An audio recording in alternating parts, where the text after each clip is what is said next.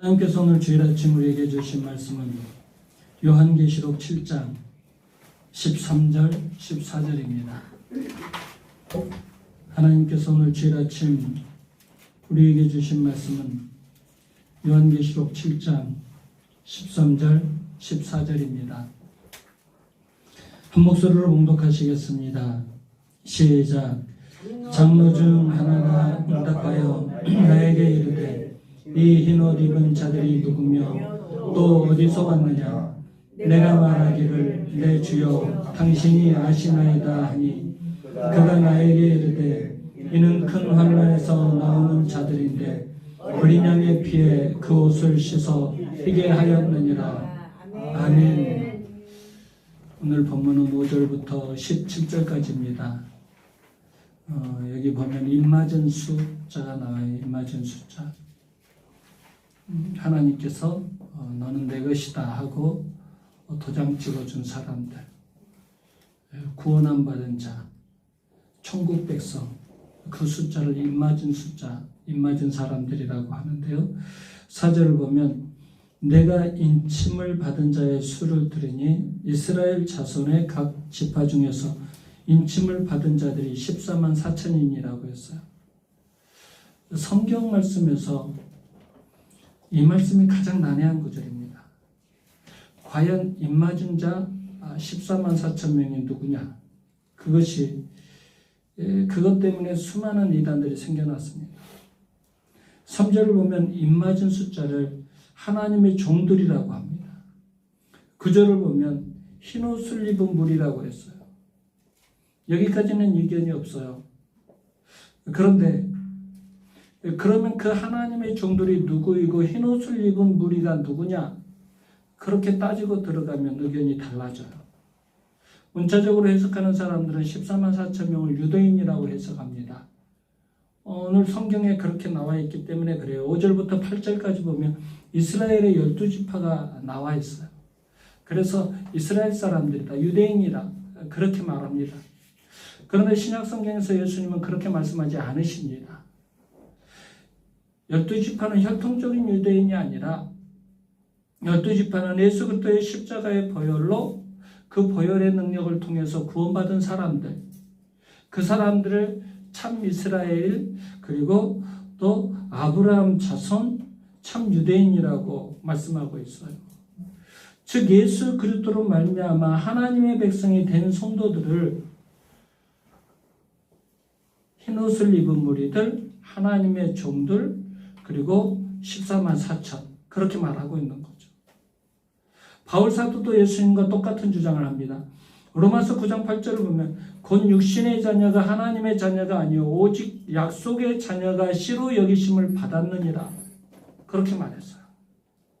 그러니까 육신의 혈통적인 관계가 아니라는 거예요. 14만 4천 명은 혈통적인 관계가 아니라 예수 그리스도의 십자가의 사랑으로 보혈의 능력으로 구원받은 자들. 신천지가 14만 4천 명을 주장해요. 그런데 그들이 14만 4천 명 벌써 넘었잖아요. 여호와 증인 14만 4천 명 주장해요. 그들이 14만 4천 명 넘은 지가 훨씬 지나버렸잖아요. 그러면 어떻게 하겠어요?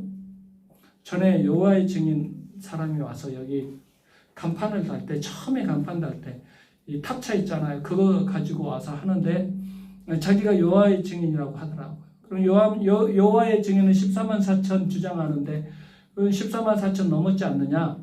뭐하러 여호와의 증인을 믿냐? 저기 천국 못 들어가지 않느냐? 못 들어가는데 왜 믿느냐? 그렇게 물어봤어요. 젊은 사람한테 물어보니까 또 이 땅에서 무슨 지상천국을 또 만들어 놓고 또 들어갈 사람들이 있다는 거예요. 그러니까 그들은 자기들이 주장했던 것에서 또 그것이 이제 점점 변하면, 상황이 변하면 또 다른 교리를 또 만들어 버리는 거예요. 그래서 자기들 세력을 계속 확장해 나가요. 14만 4천 명을 문자적으로 해석한다면 우리 중에 천국 갈 사람 한 사람도 없어요. 우리 기독교만 해도 그렇잖아요. 예수님 부활하시고 승천하시고 나서 초대교회가 이제 만들어져서 제자들을 통해서 초대교회가 만들어졌는데 초대교회부터 지금까지 예수님 잘 믿고 지금 천국에 가 있는 숫자가 몇 명이나 되겠습니까? 14만 4천 명이 넘겠습니까? 안 되겠습니까? 훨씬 넘는 거죠. 14만 4천 명이라는 것은 별로 되지 않아요. 우리 나주 인구가 제가 고등학교 때 25만이었어요. 25만. 나주시 인구가 25만 명이었어요. 근데 지금 나주시 인구가 10만 정도 되거든요. 나주시 인구가 10만 정도 돼요. 그러면 거기에 4만 명 정도만 더 붙이면 그러니까 나주시 정도의 인구 정도밖에 안 되는 거예요. 14만 4천이라는 것은. 조그마한 도시 하나. 그런다면 우리 기독교 신앙의 선배들이 얼마나 많은 숫자가 있겠어요. 수십만, 수백만, 수천만이 될 수도 있어요. 그 사람들이 다 천국의 자리를 다 차지하고 있을 것 아니겠습니까?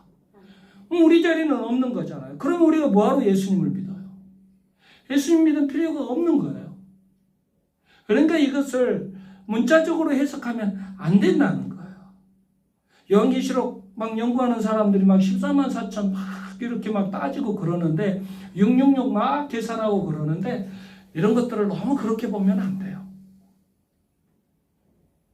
그래서 14만 4천 명은 3절에 나온 하나님의 종들과 9절에 나온 아무도 능히 셀 수 없는 큰 무리들을 상징하는 숫자로 보는 것이 가장 자연스럽습니다. 지금 우리는 요한계시록의 숫자나 기호들을 잘 알지 못해도 당시 로마의 앞자에 있었던 그 성도들은 다 알아들었을 거예요. 사도 요한과 성도들의 비밀 편지처럼 쓰여졌을 것입니다. 지금 우리는 요한계시록을 볼 때 상징이나 숫자 같은 그런 기호 같은 것에 너무나 이렇게 민감하게 반응하면 안 돼요. 그것들을 억지로 풀려고 하면 안 돼요. 그 시대 사람들만 알아들을 수 있는 언어였고 기호였고 상징이었을 수도 있어요. 여러분들 지금 우리 젊은 사람들이 얘기하는 걸 알아들을 수 있습니까? 젊은 사람들이 뭐 막 줄임말 해가지고 이상한 말로 이렇게 막 문자 같은 거 카톡 같은 거 영광이 영은이한테 오면은요 뭐 무슨 대답인지도 모르겠어요. 이것이 찬성한다는 소린지 반대한다는 소린지 또 이게 도대체 무엇을 말하는 건지. 그런데 이제 물어보면 어때요? 애들은 귀찮다는 식이잖아요. 다 알아들을 수 있는 건데 자기들 세대만. 그러니까 로마의 핍박 아래 있었던 그 당시 성도들 예수 믿는 것 걸리면 죽으니까. 그러니까 이렇게 비밀스러운 암호나 숫자나 어떤 이런 것들을 상징적으로 해가지고 이렇게 편지를 보냈을 확률이 많은 거예요. 그러니까 우리가 요한계시록을 보면서 우리가 깨달아야 될 건 뭐냐면 이 종말의 시대를 어떻게 살 것인가, 어떻게 깨어있는 거룩한 신부의 모습으로 살아갈 것인가, 천국 갈 준비를 어떻게 할 것인가, 신랑 되신 예수 그리스도를 만날 때 부끄러움 없는 신부가 되려면 이 세상에서 어떤 모습으로 신앙생활을 해야 될까? 그런 것들을 준비해야 돼. 이런 것들을 잘 준비해야 천국의 주인공이 될 수 있어요. 구절을 보면 사도 요한이 각 나라와 족속과 백성과 방언에서 아무도 능히 셀 수 없는 큰 무리가 흰옷을 입고 나온 것을 보고 있습니다. 무슨 말이냐면 구원하시는 하나님의 은혜가 민족과 언어, 국경 등 모든 장벽을 뛰어넘어서 온 인류에게 퍼져나간다는 것입니다. 마태복음 24장 14절에서도 예수님께서 그러셨잖아요. 이 천국 복음이 모든 민족에게 증언되기 위하여 온 세상에 전파되리니 그제야 끝이 오리라고 하셨습니다. 즉 복음이 땅끝까지 전해지기 전까지는 절대 종말이 오지 않는다고 말씀하셨어요. 반드시 세상 모든 민족에게 복음이 증거된 이후에 인류의 종말이 온다고 하셨어요. 여러분 예수님을 속히 뵙고 싶으십니까? 그러면 복음 증거의 사명에 최선을 다해야 돼. 666의 뜻이 무엇이고 14만 4천이 무엇이고 그런 것 알려고 하지 마시고 복음 증거의 사명을 최선을 다해서 감당하시기 바랍니다. 예수님 믿으세요. 예수님 믿고 천국 갑시다. 예수님 믿지 않으면 지옥 갑니다. 이것이 더 시급한 복음이고 이것이 가장 정확한 복음이에요. 14만 4천 명 666 몰라도 돼요. 그거 우리가 예수님 잘 믿고 있으면 예수님께서 자연스럽게 깨닫게 해주실 겁니다. 9절 중반절을 보면 온 땅에 구원받은 백성들의 모습이 나옵니다. 그들은 먼저 흰옷을 입고 손에 정려나무가지를 들고 있어요. 구원받은 성도들이 입은 흰옷은 어떤 옷을 상징할까요? 14절 하반절을 보면 쉽게 이해할 수 있어요. 성경 좀 찾아주세요, 사모님. 저 형제님 성경 좀 찾아주세요. 본문. 14절 하반절을 보면 쉽게 이해할 수 있어요. 어린 양의 피에 그 옷을 씻어 희게 하였느니라. 사도 요한은 흰 옷을 예수 그리스도의 보혈로 용서함 받은 은혜를 증언하고 있습니다. 이렇게 흰 옷은 십자가의 보혈로 말미암아 하나님께서 당신의 종들에게 입혀주신 의의 옷이에요. 예수 그리스도께서 십자가에서 죽으심으로 우리에게 칭의의 옷을 의롭다 하시는 옷을 입혀주셨잖아요. 그것이 흰 옷이에요. 3장 4절을 보면 사대교회 성도들에게 보낸 편지에서 흰 옷을 입은 자들에 대해서 잘 설명하고 있어요. 사대교회 옷을 더럽히지 않는 몇 명이 나와요. 그 몇 명의 사람들만이 흰 옷을 입고 예수님과 함께 다닐 것이라고 약속하셨어요. 흰 옷을 더럽히지 않는 소수의 사람들, 예수 그리스도께서 보혈을 흘려주심으로 말미암아 입게 된 그 흰 옷, 칭의의 옷, 희게 된 깨끗하고 성결하게 된 그 옷, 그 옷을 더럽히지 않는 몇 명이 나와요. 그 사람들만 예수님과 함께 다닐 것이라고 약속을 하셔요. 사대 지역은요, 직무롭과 염색업이 발달된 지역이었거든요. 그런데 이곳에 또 시벨라라는 우상을 숭배하는 지역이었어요. 그리고 또 탐욕, 탐심, 도덕적인 타락 이런 것들이 굉장히 심각한 지역이었습니다. 그런 도시에 살고 있는 사람들이 예수님을 믿겠다고 교회를 다녔어요. 예배도 드리고 헌금도 하고 봉사도 열심히 하고 그런 식으로 교회를 잘 다녔어요. 그런데 안타까운 건 뭐냐면 교회 밖으로 나가면 다시 세상 사람들이 돼버리는 거예요. 교회 밖으로 나가면 우상을 숭배하고 도덕적으로 타락한 삶을 살았어요. 교회 밖으로 나가면 그냥 옛날에 불신자였던 때처럼 타락하고 방탕한 삶을 살았어요. 그래서 사대교회가 책망받은 내용이 무엇입니까? 살았다 하는 이름을 가졌으나 죽은 교회다. 그런 책망을 받았어요. 교회는 왔어요. 와서 예배하는 것, 예배 드리는 것, 헌금 내는 것, 찬양하는 것, 다른 사람들이 볼 때는 활발한 거예요. 와, 저 교회 사람들 생명력 있네. 저 교회 굉장히 활발하네. 저 교회 굉장히 왕성하네. 사람들이 이런 평가를 해줬어요. 아, 저 교회 살아있네. 이런 평가를 해줬어요. 그런데 예수님께서 보실 때는 어떤 교회였다고요? 죽은 교회다. 죽은 교회다. 교회에 오면은 그렇게 살아있는 것처럼 역동성 있게 성도들이 활동을 하는데 밖에 나가기만 하면 우상 숭배하고 도덕적으로 타락해버리고 그리스도인으로서의 삶을 살지 못하는 겁니다. 그러니까 예수님께 살았다는 이름은 가졌으나 죽은 교회다. 사대교회는 그런 교회다. 이런 책망을 받은 거예요. 그런데 이런 교회에도 희망이 있었단 말이에요. 어떤 희망이요? 소수의 믿는 사람이 있었다는 겁니다. 그 흰옷을 더럽히지 않는 예수 그리스도의 보혈로 말미암아 희게 만들어준 그 옷을 더럽히지 않는 거룩하고 성결하게 지켜낸 믿음의 사람 몇 명이 있었다는 거예요. 소수의 사람들이 예수 그리스도의 보혈로 희게 된 옷을 거룩하고 성결하게 유지하고 있었어요. 예수님께서는 그들과 함께 다닐 것이라고 약속하고 계십니다. 22장 14절 보면 자기 두루마기를 빠는 자들은 복이 있다고 하셨습니다. 그러면 자기 두루마기를 거룩하고 성결하게 빠는 자들이 받는 그 축복이 무엇일까요?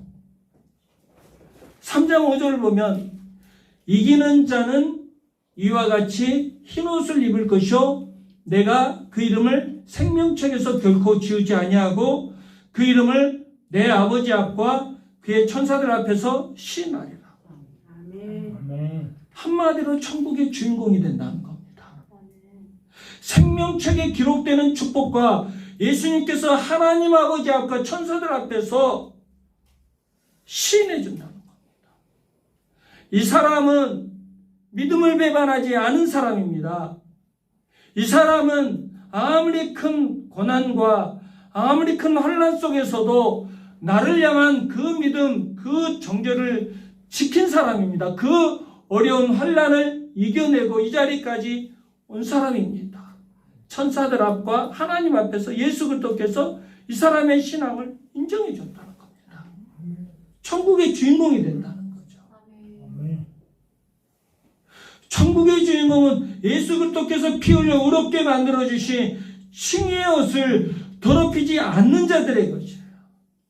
즉 구원의 은혜를 감사하게 알고 날마다 말씀을 순종하고 거룩하고 성결하게 사는 사람들의 것이라는 것입니다. 여러분 제발 구원파식 신앙에서 벗어나시기 바랍니다. 한국교회 제일 심각한 것이 이 구원파식 신앙이에요. 구원파식 신앙. 한 번 구원받았으니까 나는 대충대충 살아도 된다. 한 번 구원받았으니까 내 인생은 아무렇게 살아도 된다. 이런 거 없어요. 이런 신앙생활 하면 안 돼요. 구원받은 거 공짜가 아니에요. 하나님께서 독생자 예수 그리스도를 보내주시면서 이루어주신 구원입니다. 예수 그리스도께서 당신의 생명을 바쳐서 이루어주신 구원이에요. 이 구원 가볍게 생각하지 마세요. 소중하게 여기세요. 소중하게 여기시고 거룩하고 성결한 삶을 살아가시기 바랍니다.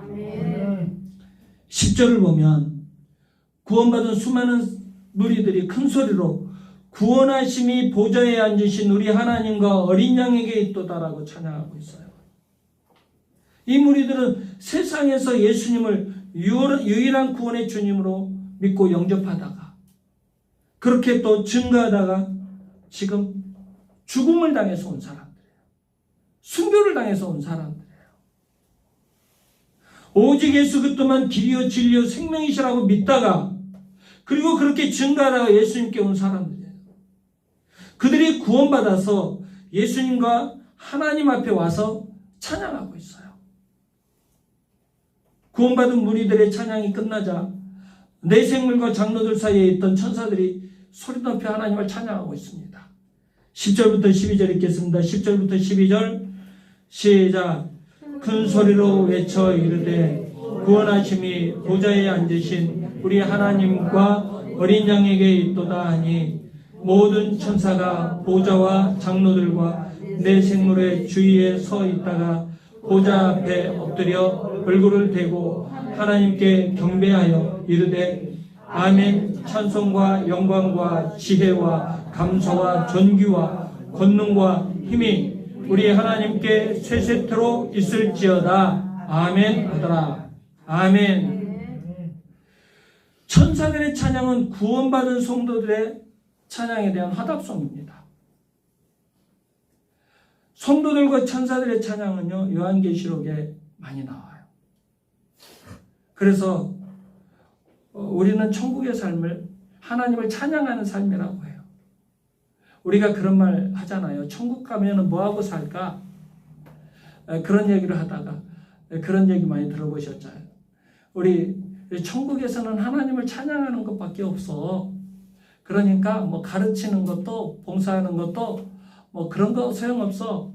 뭐 찬양대가 막 그래요. 찬양대가 막 그런 얘기를. 하나님 앞에 찬양하는 게 제일 중요해. 찬양하는 것이 제일 중요해. 막 그래요. 천국에서는 하나님을 찬양하는 삶밖에 없어. 이런 것을 보고 그렇게 말하는 겁니다. 다른 종교들은요, 천당이나 극락 이런 것들을 얘기할 때 아무 고통 없이 잘 먹고 잘 사는 곳, 그렇게 표현하거든요. 그런데 우리는 그렇게 표현하지 않습니다. 우리 기독교는 천국의 삶을 하나님을 찬양하는 삶이라고 표현해요.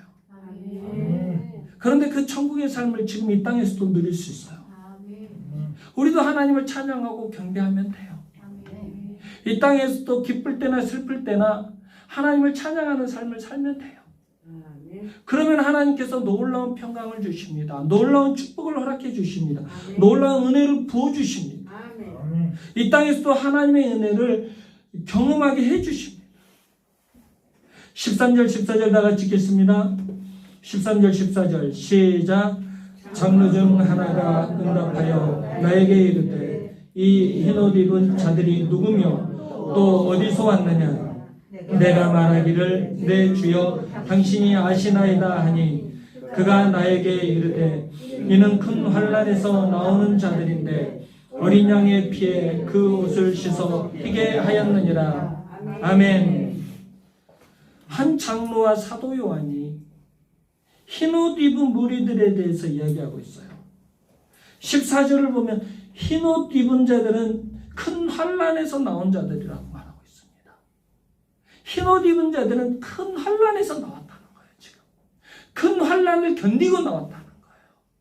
세상에서 사는 동안에 예수님 믿는다는 이유 때문에 큰 환난을 당하고 그 환난을 이기고 나온 사람들이 이곳에 지금 흰옷을 입고 나왔다는 거예요.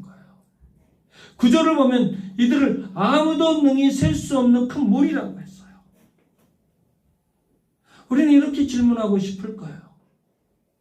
아니, 하나님께서 인침을 허락하셨다는데 하나님께 인침을 받은 사람들이 하나님께 인침을 받은 사람들이라면 하나님께서 안전하게 지켜주셔야지 왜 또 큰 환난을 통과해야 된다고 하십니까?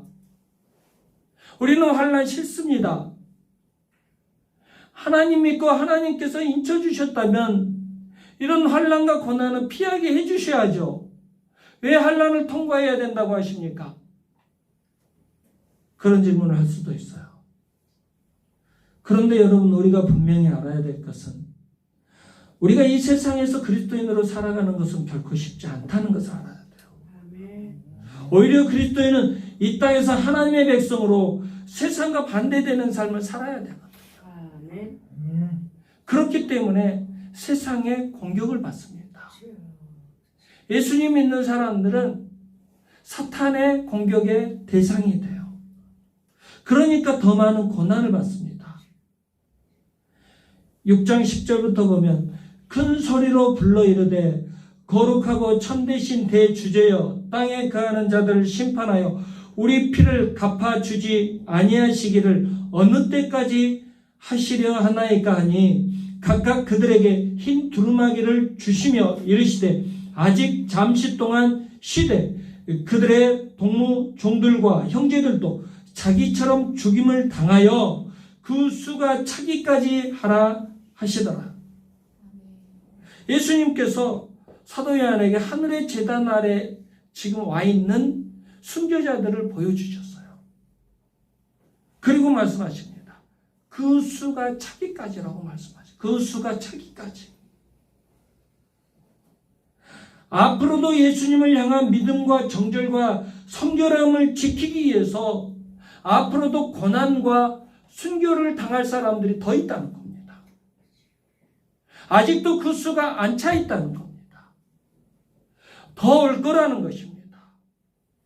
예수님 때문에 고난당하고 예수님 때문에 순교당한 사람들이 더 있다는 겁니다. 그 수가 더 앞으로 더 채워질 거라는 겁니다. 우리 그리스도인들은 당연히 세상에서 하나님의 은혜와 보호를 받으면서 행복하게 살아야 될 권리가 있어요. 그런데 고난에서 완전히 벗어나지는 않아요. 이것을 반드시 기억하셔야 돼요. 여러분들이 기억하고 계셔야 돼요. 그래야 신앙이 바르고 건강한 신앙이 돼요. 담대한 믿음의 사람이 될 수 있어요. 자꾸 이런 신앙이 없으니까 조금만 고난이 오면 그냥 무너지는 거예요. 조금만 어려움이 오면 자꾸 내가 예수님을 괜히 믿었나? 옛날에 불교 다닐 때는 더 좋았는데, 무당 쫓아다닐 때는 더 좋았는데, 교회 다니니까 한 어려움만 당해. 뭐 좋아진 것도 없더라. 이렇게 돼버리는 거예요. 여러분들, 우리 그런 하등 종교와 비교하지 마세요. 우리 예수님 믿는 것은 그들과 달라요. 우리는 생명의 종교예요. 단순히 세상에서 잘 먹고 잘 사는 것 해결하려고 믿는 것이 아니에요. 우리 그리스도인들은 하나님 나라에 들어가기까지 수많은 사탄의 공격을 받아요. 그래서 고난을 받을 수밖에 없어요. 그런데 결국은 머리털 하나까지 보호하시는 하나님의 약속을 믿으셔야 돼요. 그래서 어떤 고난이 오더라도 그리스도의 신부로서 주님을 향한 믿음과 정절과 성결함을 지켜내는 승리자들 되시기 바랍니다. 예수님께서도 마태복음 24장에서 그런 말씀 하셨잖아요. 그때에 많은 사람들이 너희를 환난에 넘겨주겠으며 너희를 죽이리니 너희가 내 이름 때문에 모든 민족에게 미움을 받으리라. 예수님도 그러시잖아요. 예수 믿으면 복 받는다. 예수 믿으면 행복해진다. 그렇게 말하지 않으시잖아요. 그런 부분도 있으세요. 있지만 예수님께서 말씀하시잖아요. 사람들이 환난에 우리를 넘겨준다고 하잖아요. 너희를 죽인다고 하잖아요. 너희가 내 이름 때문에 모든 민족에게 미움받을 것이라고 말씀하시잖아요. 바울 사도도 그래요. 제자들의 마음을 굳게 하여 이 믿음에 머물러 있으라 권하고 또 우리가 하나님의 나라에 들어가려면 많은 환난을 겪어야 될 것이다. 하나님 나라 들어가는 것을 쉽게 말하고 있지 않잖아요. 천국에 들어가는 것이 어려운 길이라고 분명히 말하고 있잖아요. 예수님도 그렇게 말씀하시고 바울 사도도 그렇게 말하고 있잖아요. 천국에 관심을 가지세요, 여러분. 천국을 목표로 삼으세요. 14절 다시 한번 읽겠습니다. 14절 시작. 내가 말하기를 내 주여 당신이 아시나이다 하니 그가 나에게 이르되 이는 큰 환난에서 나오는 자들인데 어린 양의 피에 그 옷을 씻어 희게 하였느니라. 아멘. 어린 양의 피에 그 옷을 씻었다. 이 말은 예수 그리스도의 십자가의 보혈을 통해 제사함 받고 거룩하고 성결하게 되었다는 뜻입니다. 아멘. 여기서 중요한 것은 어린 양 예수 그리스도의 피로 죄를 씻고 성결하게 된다는 것입니다. 근데 세상 사람들은 어린 양의 피, 예수 그리스도의 피, 그 방법이 아니라 다른 방법으로 죄 씻음 받고 다른 방법으로 구원의 문제를 해결하려고 해요. 그러니까 계속 구원의 길에서 멀어지는 거예요. 세상 모든 민족과 세상 모든 족속은요, 다 제사 제도가 있어요. 짐승을 잡고 또 사람을 죽이고 특히 어린 아이들 죽여서 제단에 바쳐요. 그리고 어떤 막 재앙 같은 거 이런 것들을 막고요. 막 어떤 축복을 막 강구할 때 이 짐승 제도 갖고 짐승 제사 가지고 안 되면요 사람까지도 죽여요. 어린 아이들 같은 그런 제도가 다 있어요. 세상 모든 민족이 이런 제도를 다 제사를 행하고 있어요. 그런 종교 의식들을 갖고 있어요. 이런 의식이 아니더라도 사람들은 자기들 나름대로 철학이나 어떤 선행을 통해서 또 구원받으려고 노력해요. 또 어떤 사람들은 그런 것도 아니고 자기 자신을 굳게 믿고 있는 사람들도 있어요. 저희 여기 앞에 분 제가 전도하는데 이사 가셨어요. 근데 그분은 그래요. 자기 자신을 믿으라고 해요. 그리고 자기 자신 정도만 믿으면 구원받을 수 있을 거라고 해요. 그분은 정말 지옥 가기를 싫어해요. 정말 천국 가고 싶어 하셔요. 그럼 제가 천국 가시려면 예수님을 믿으셔야죠. 예수님을 믿어야 천국 갑니다. 이렇게 전하니까 아니래요. 예수 믿는 사람들이 자기보다 더 착하게 사느냐? 이렇게 질문하더라고요. 자기 정도 착하게 살지도 못하면서 무슨 천국 간다고 그렇게 말씀하십니까? 나는 한 번도 죄를 지어본 적도 없고 다른 사람에게 피해를 줘본 적도 없습니다. 이렇게 말하더라고요. 자기의 선행을 통해서 천국 갈 수 있다라고 주장하는 사람들도 있다니까요. 여러분 분명히 기억해야 될 것이 있어요. 우리 인간을 비롯한 온 우주를 창조하시고 온 우주와 인간 세계의 모든 질서와 선악의 기준을 만드신 분은 우리 하나님이시라는 것을 기억하셔야 돼요. 그렇기 때문에 인간은 어떤 인간적인 수단과 방법을 다 동원하더라도 그 죄값을 해결할 방법이 없어요. 인간의 방법으로는 안 돼요.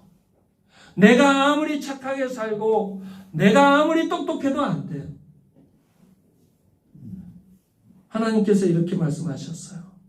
네가 잿물로 스스로 씻으며 네가 많은 비누를 쓸지라도 내 죄악이 내 앞에 그대로 있느니라.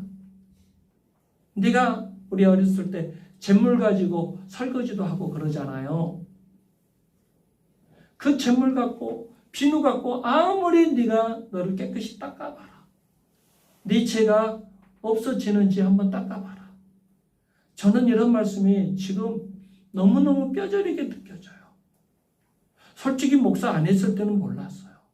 목사 안 했을 때는요, 죄에 대해서 그렇게 간단하게, 그렇게 심각하게 생각해 보지를 않았던 것 같아요. 그런데 죄에 대해서 깊이 고민을 해보니까 정말 내 죄가 벗겨지지를 않는 거예요. 내가 입으로 범한 죄 회개했어요. 그런데 또 행동으로 범한 죄 회개했어요. 근데 무엇이 또 죄를 짓고 있냐면 내 생각이 죄를 범하고 있더라고요. 내가 이분에게 범한 죄 회개했어요. 그런데 그 죄가 또 다른 사람한테는 또 그것이 또 죄가 되고 있더라고요. 너무너무 힘이 들어요. 솔직히 말해서 저는 그 문제 때문에 너무너무 힘이 들어요. 그래서 결론은 내가 내 죄를 씻을 수 없구나. 내가 내 죄 문제를 해결할 수 없구나라는 생각을 했어요. 네가 잿물로 스스로 씻으며 네가 많은 비누를 쓸지라도 네 죄악이 내 앞에 그대로 있는지라.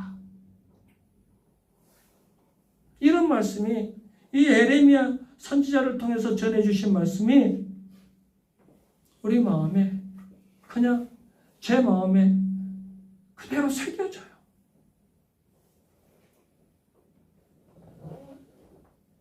우리는 스스로 죄악을 씻어낼 수 없고 결국은 그 죄로 인해 하나님의 저주를 받고 영원한 멸망을 당할 처지에 있었어요. 그런 존재였어요. 그런데 하나님께서는 그렇게 죄로 인해 멸망당할 인간들의 처지를 기뻐하지 않으셨습니다. 그래서 인간들이 스스로 죄를 씻고 구원받을 수 있는 길을 열어주셨습니다. 그 방법이 무엇입니까? 예수 그리스도시죠. 예수 그리스도의 십자가 사건이죠. 예수님께서 인간의 죄를 짊어지시고 십자가에서 죽으시는 것입니다. 그렇기 때문에 인간이 우리를 대신해서 죽으신 예수 그리스도를 통하지 않고 인간적인 수단과 방법으로 죄 문제, 구원의 문제를 해결하고 하려고 하는 것은 너무나 어리석은 일이라는 거예요. 저를 따라서 해주시기 바랍니다. 어린 양의 피에 그 옷을 씻어 희게 하였느니라. 예수님의 피에 그 옷을 씻어 희게 하였느니라. 아멘. 이 말씀을 다시 한번 굳게 붙잡으시기 바랍니다. 우리를 위해서 독생자 예수 그리스도를 보내주신 하나님과 기꺼이 십자가를 지신 예수님께 영광을 올려드리시기 바랍니다. 그리고 아직도 세상의 허탄한 것들을 통해서 죄를 씻어보려고 노력하는 사람들, 그런 사람들 만나면 그 영혼들을 우리 주님께로 인도하는 사명 감당하시기 바랍니다. 15절을 보면 구원받고 천국에 온 거룩한 무리들은 성전에서 밤낮 하나님을 섬기는 축복을 누리고 있습니다. 여기서 섬긴다는 것은 제사장적인 예배예요. 천국에 들어온 구원받은 성도들은 아무 일도 하지 않고 노는 게 아니에요. 무엇을 하냐면 밤낮 없이 쉬지 않고 하나님을 섬기는 일을 합니다. 그 축복을 누려요. 하나님을 찬양하고 경배하는 제사장적인 삶의 특권을 누립니다. 이제 중보자도 필요 없어요. 재물도 필요 없어요. 구원받은 성도들은, 구원받아서 천국에 들어간 성도들은 그냥 하나님 앞에 그냥 나가요. 그냥 가서 스스로가 하나님을 경배하고 예배하고 섬기는 삶을 살 수 있는 그 특권을 누립니다. 16절 다 같이 읽겠습니다. 16절 시작. 그들이 다시는 줄이지도 아니하며 목마르지도 아니하고 해나 아무 뜨거운 기운에 상하지도 아니하리니. 아멘. 줄임과 목마름은 단순히 육체적인 고통 상태를 의미하는 게 아니에요. 영적인 갈급 상태를 의미합니다. 예수님께서 요한복음에서 뭐라고 하십니까? 나는 생명의 떡이니 내게 오는 자는 결코 줄이지 아니할 터요 나를 믿는 자는 영원히 목마르지 아니하리라.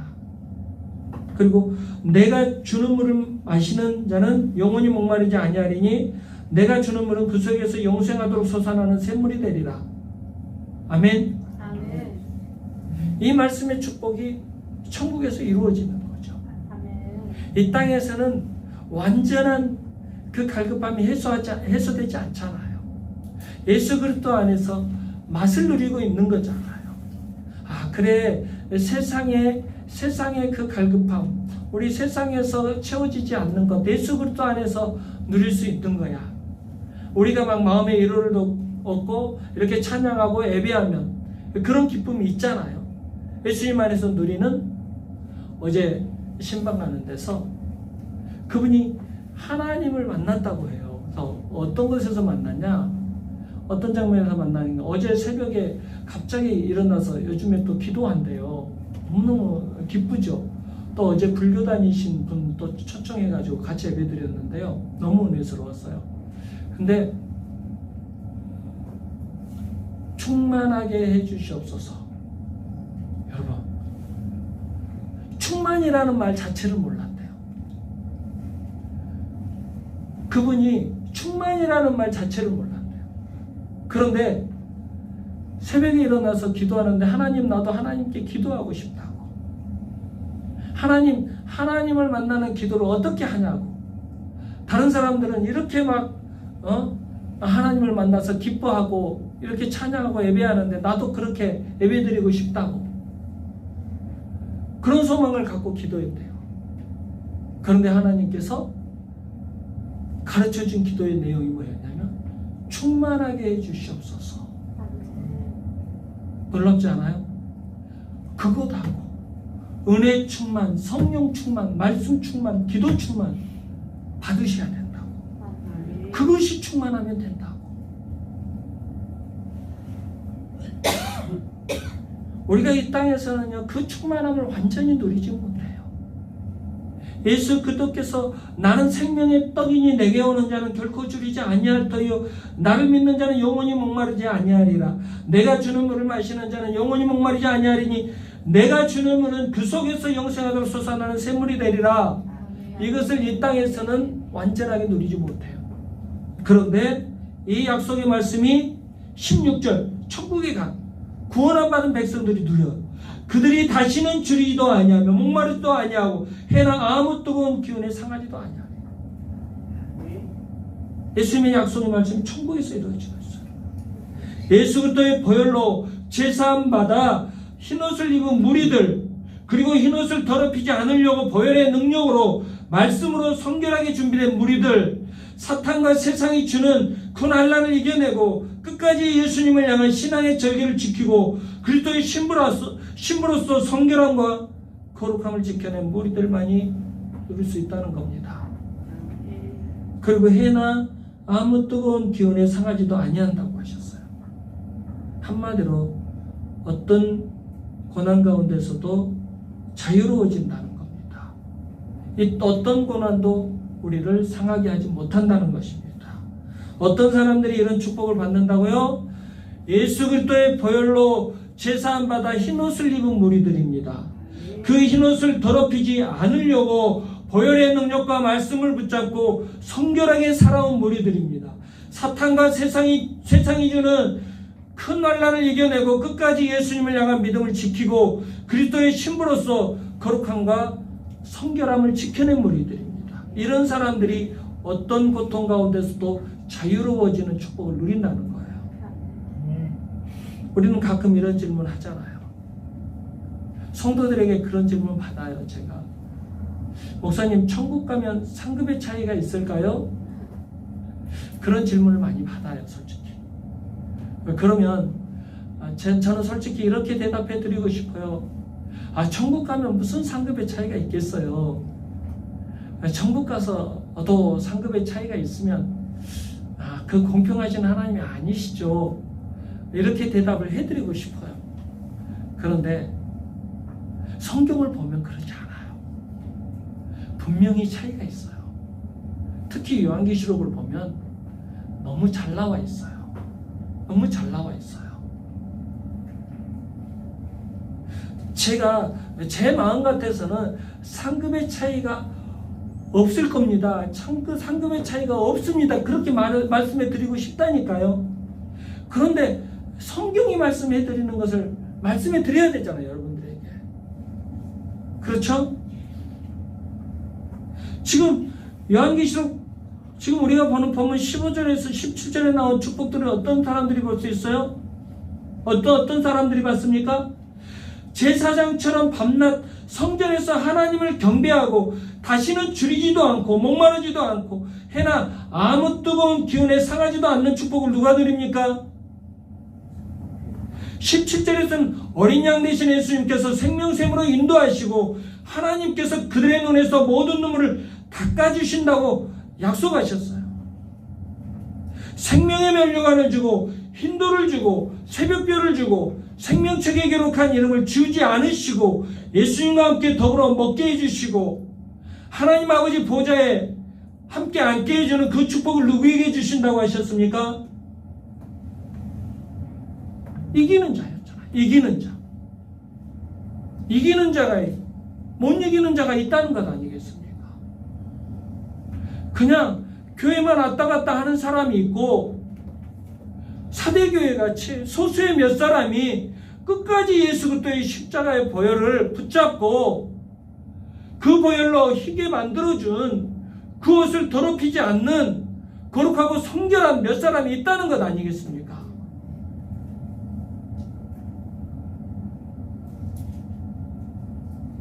그런 사람들이 이기는 사람들이죠. 오늘 본문에서는 큰 환난을 이기고 어린 양의 피, 예수 그리스도의 보혈로 옷을 성결하게 만든 사람들만 이 귀한 축복들을 누리고 있어요. 여러분, 요한계시록의 경고의 말씀을 가슴 깊이 새기시기 바랍니다. 여러분, 이런 말씀을 좀 새기세요. 너무너무 그냥 아니란 마음으로 교회 다니지 마세요. 아니란 마음으로 신앙생활 하지 마세요. 잠시 있다가 없어질 이 안개와 같은 세상의 쾌락만 추구하지 마시고 예수님을 향한 길이 그 길이 고난의 길일지라도 그것을 선택할 수 있는 담대한 성도들 되시기 바랍니다. 우리는 저 천국을 목표로 하고 살아가야 되잖아요. 저 천국을 목표로 살아가야 돼요. 천국에서 베풀어 주실 주님의 상급을 바라보면서 예수 그리스도의 십자가의 보혈로 입혀주신 칭의의 옷을 잘 입으시고 날마다 보혈의 능력과 말씀으로 옷이 더럽혀지지 않도록 거룩하고 성결하게 하는 삶을 살아가시기 바랍니다. 끝까지 이겨내시고 천국의 주인공들 다 되시길 주님의 이름으로 축원합니다. 기도하겠습니다. 예수님, 보혈의 은혜로 칭의의 옷을 입혀주셔서 감사드립니다. 그 은혜를 힘입어 이 땅에서 거룩하고 성결하게 살아가기를 원하시고 어떤 혼란과 핍박 속에서도 예수님을 향한 신앙의 정절을 지키기를 원하시는 주님, 도와주시옵소서. 예수님의 소원과 기대는 잘 알고 있지만 너무나 연약하여 주님의 뜻대로 살아가지 못하고 있습니다. 십자가에서 흘려주신 보혈로 의로운 백성으로 만들어주신 그 은혜를 보답하지 못하고 있습니다. 거룩함과 성결함을 이루어 드리지 못하고 있습니다. 예수님, 우리를 불쌍히 여겨 주시옵소서. 자꾸자꾸 무너지는 저희를 불쌍히 여겨 주시고 믿음으로 승리할 수 있는 능력을 부어 주시옵소서. 보혈의 능력과 말씀의 능력으로 신랑 되신 예수님을 맞이할 수 있는 거룩하고 성결한 신부들 되게 하여 주시옵소서. 예수 그리스도의 귀하신 이름으로 기도드리옵나이다. 아멘.